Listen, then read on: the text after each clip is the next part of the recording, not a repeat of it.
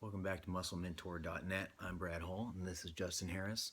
And we're still talking a little bit about training, but what we're going over now is more so what happens in the muscle when you train. Not like the actin myosin and all the actual mechanisms of the muscle contracting, but when you train, the muscle volumizes. You pump a ton of blood in there. It's not just the breaking down of fibers that people say. They simplistically say, well, you tear the fiber and then you repair that and you build a little bit more on top of it, and that's a good way to look at it. But when we train, a lot of things happen. The cells swell.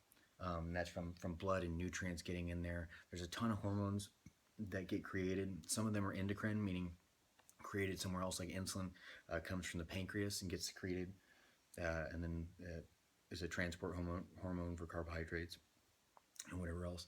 So if you're having like an intra-workout shake, that's going to be the hormone with carbs and things like that. That's going to be an endocrine response and is going to help you recover and things like that. But when we train a muscle and when the fibers are breaking down and all that type of stuff, what happens is we have an exocrine reaction. An exocrine means that it's basically the cell itself, the cell that the damage is happening, or the cell that the something is being affected. That cell is putting out these hormones for itself. And when we're weight training and that cell swelling and those things happen, some great hormones like was it MGF, mechanogrowth factor, IGF-2, IGF-1, local IGF-1, a couple. Those are the big ones that I can think of that directly affect muscle growth, and even hyperplasia, which has been Dr. Scott Stevenson just did a great podcast on it. I'm still like re-listening to it because holy crap, it's good, and he's so smart. But he went into the whole hyperplasia thing, and I'll leave that to him because he's light years ahead of me.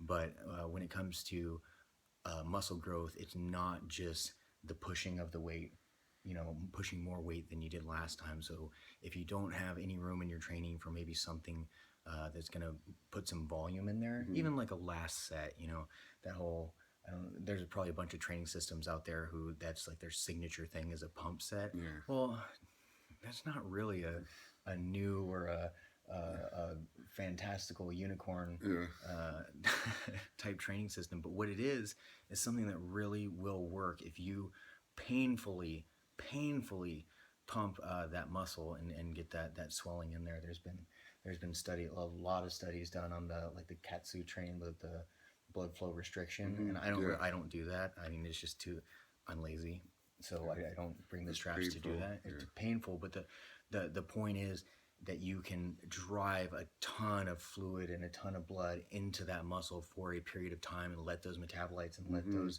let all those things build up in there and basically just sit in that sauce, that milieu of hormones, and that are directly made for that cell by that cell. So it's like FUBU for cells.